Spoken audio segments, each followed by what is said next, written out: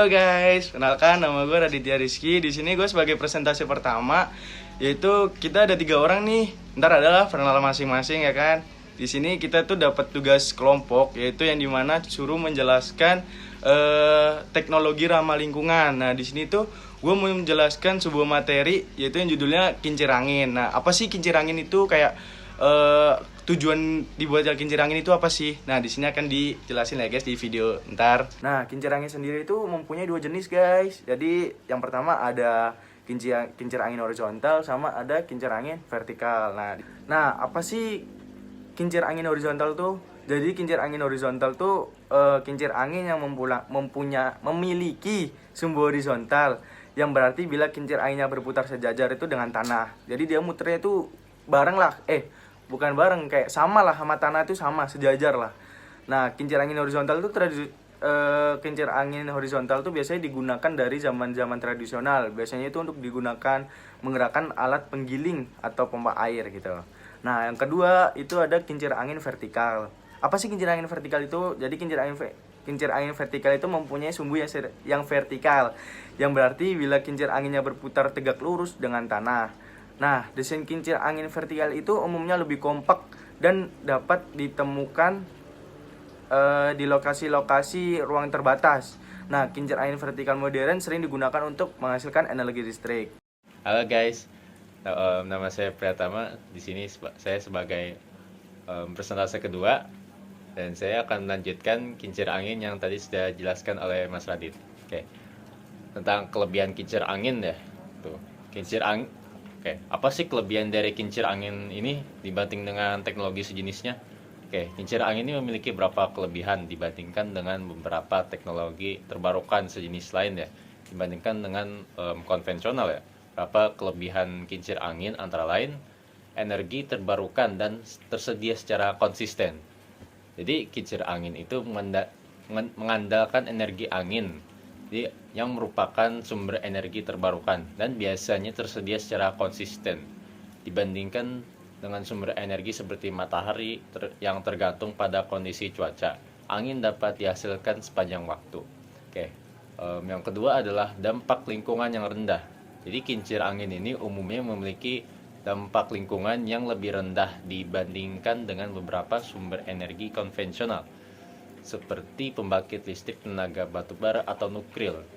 Jadi ya kalau batubara dengan nuklir itu mereka polusinya itu mencemar lingkungan ya. Apalagi kalau kita berbicara tentang di Indonesia itu pembangkit listrik tenaga batubara itu masih banyak. Tapi pemerintah sekarang sudah berupaya untuk mengganti dengan pembangkit listrik yang lebih ramah lingkungan, kayak pembangkit listrik tenaga kincir angin ini, dan juga ada panel surya juga ya. Oke, jadi batubara sama nuklir ini mereka tidak menghasilkan emisi gas rumah kaca selama operasi normal. Oke. Ya, terus yang ketiga adalah pemakaian lahan yang efisien. Kincir angin dapat ditempatkan di lahan yang tidak cocok untuk pertanian atau pembangunan, sehingga tidak bersaing dengan pembangunan lahan lainnya. Nah, yang keempat adalah ketahanan terhadap pergantian cuaca. Kincir angin umumnya tahan terhadap variasi cuaca dan dapat beroperasi dalam kondisi ringan atau kuat. Ini membuatnya lebih dapat diandalkan dibandingkan dengan beberapa teknologi terbarukan lainnya yang mungkin bergantung pada kondisi cuaca tertentu. Nah, kalau angin ini berarti dia diposisikan di tempat yang strategis, jadi angin di situ tersedia sepanjang waktu. Oke, selanjutnya adalah biaya operasional yang rendah. Setelah dipasang, biaya operasional kincir angin relatif rendah. Energi angin sendiri tidak memerlukan biaya bahan bakar, karena begitu dipasang angin itu ada sendiri dan dia langsung memutar kincir angin, dan itu membuat biaya operasionalnya menjadi rendah. Dan pemeliharaan kincir angin dapat dilakukan dengan biaya yang terjangkau. Namun penting untuk dicatat bahwa kelebihan ini juga harus dilihat dalam konteks lokasi dan kebutuhan energi spesifik. Nah, seperti yang sudah dijelaskan, kincir angin ini harus ditempatkan di tempat yang strategis. Kita tidak bisa menaruh di tempat yang di mana pasokan anginnya kurang. Di sini tadi yang sudah saya jelaskan kelebihannya, ada juga beberapa kelemahan kincir angin yang melibatkan aspek estetika, dampak lingkungan setempat, dan juga tantangan teknis tertentu, terutama terkait dengan penyimpanan dan integrasi ke jaringan listrik.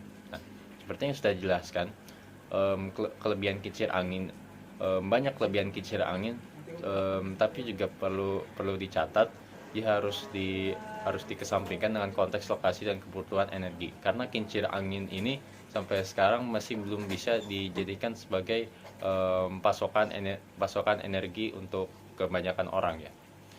Guys, perkenalkan nama saya Supriyana Joshua Jodose. Di sini saya sebagai presentasi ketiga melanjutkan presentasi kedua, yaitu tadi Mas Pria. Di sini saya akan menjelaskan bagaimana pemanfaatan kincir angin saat di lapangan. Jadi, pemanfaatan kincir angin ini sangat beragam dan dapat ditemukan di berbagai bidang. Berikut adalah beberapa contoh pemanfaatan kincir angin di lapangan. Pembangkit listrik angin. Salah satu pemanfaatan utama kincir angin adalah sebagai pembangkit listrik angin. Kincir angin modern dilengkapi dengan generator listrik yang dapat mengubah energi kinetik angin menjadi energi listrik.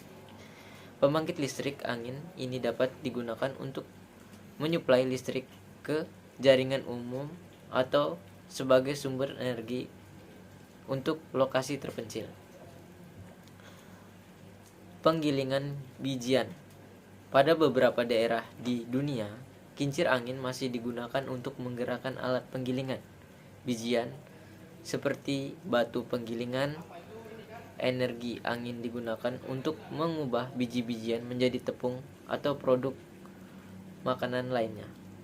Ada juga pompa air. Kincir angin dapat digunakan untuk menggerakkan pompa air, terutama di daerah yang tidak memiliki akses mudah ke sumber listrik. Pompa air angin membantu memompa air dari sumur atau sumber air lainnya untuk keperluan pertanian atau konsumsi manusia.